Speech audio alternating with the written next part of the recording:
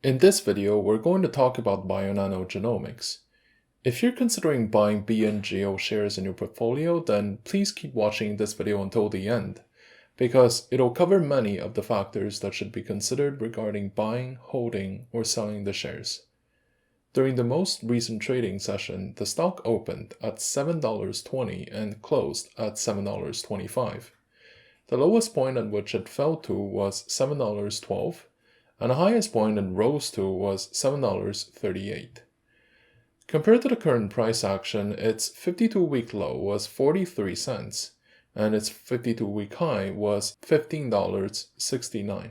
The current trading volume of bionanogenomics is 8.9 million shares, compared to the average volume of 23.8 million shares.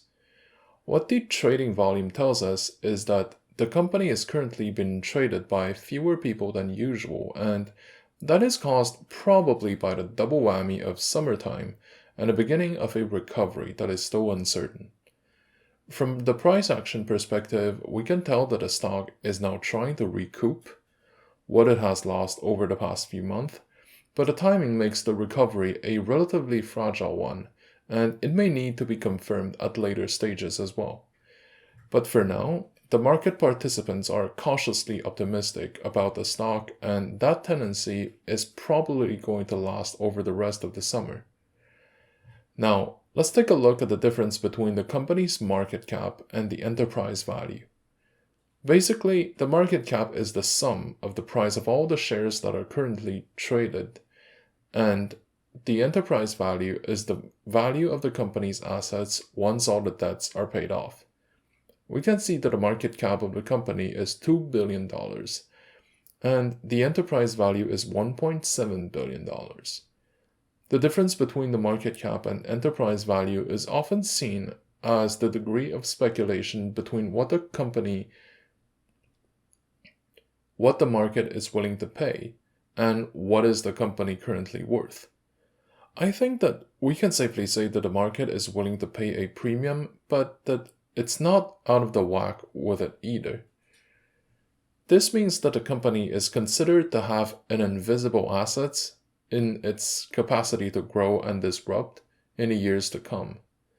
Now, let's also talk about the number of shares the company currently has, and the shareholders' composition as of the latest data available. The total number of shares outstanding is 275 million shares. Among the total float, the insiders hold 0.34% of them. We should also look at the percentage of shares owned by the institutional investors. In that case, the institutional shares hold 15.86% of the total amounts outstanding, and there are 38.52 million shares that are being shorted, representing 13.81% of the shares traded. So overall, the ownership structure of bionanogenomics is encouraging to see. It's true that insiders hold a relatively small portion of the company, but that is probably because the company has been in a phase where it needed outside money to keep going, and that the only way was probably to raise it by diluting shareholders. On the other hand, it's an encouraging sign for us to see that Bionano has a significant institutional participation at 15.9% of the total equity. That means that institutional shareholders believe in the stock, and that they believe that the stock has a strong potential for the years to come, regardless of the trends in the immediate future. The price trends tendency of the company shows that it's trying to get back to where it was, that it was bottomed over the past few weeks, and that the direction of the stock is expected to be upward in the upcoming weeks and even months.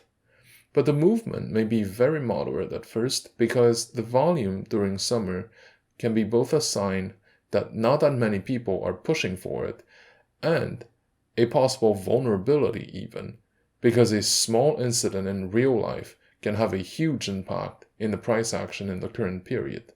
So I consider those events to be sporadic and even opportunities to buy more. Overall, I think that the timing is good for those of us who want to get in bionanogenomics at a reasonable price, and to benefit from the upcoming reversal of the sell-off from the past few months. With that being said, just keep in mind that the stock is considered to be a growth stock, so we should structure our position accordingly so that our portfolio doesn't rely on it too much. It's good if it rises, but it won't be the end of the world if it doesn't. The last element to consider would be the overall market sentiment in the financial market. The current reality is that investors and money managers are not willing to blindly follow companies to throw in their money anymore, unlike much of 2020. There are many reasons why investors are shying away from innovative and disruptive stocks. Some will say that they were overpriced, that they were overbought, or that they were relying on selling dreams instead of solid financials. But the real answer is probably a simpler one. Many people began to lock in their profits when the stock rose too much. That created a significant crash in its company prices, and not really because those companies were bad or anything, but they were just having more sellers than buyers. That triggered a torrent of sell-offs from February onwards. The overall tendency of the moment is that those stocks are now bottoming out and even recovering. But investors are still, generally speaking, more skeptical, and only the companies with robust financials or ideas may survive in the future. Thank you for watching.